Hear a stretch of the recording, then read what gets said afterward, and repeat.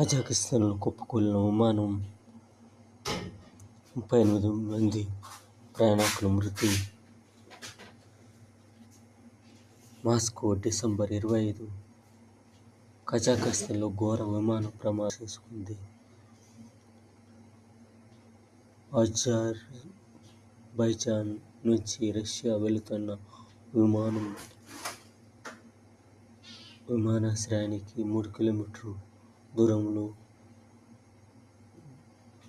భూముల్లో కూలిపోయింది. ఈ ప్రమాదంలో 38 మంది మరణించారు, మరో 29 మందికి తీవ్ర గాయాలు. ఈ విధంగా విమానంలో కూడా ప్రమాదం కలిగింది. సుభాష్ చంద్రబోస్ ఈ విమానంలోనే మరణించారు. విమాన ప్రమాదం ఎంత ఘోరంగా ఉంటుందో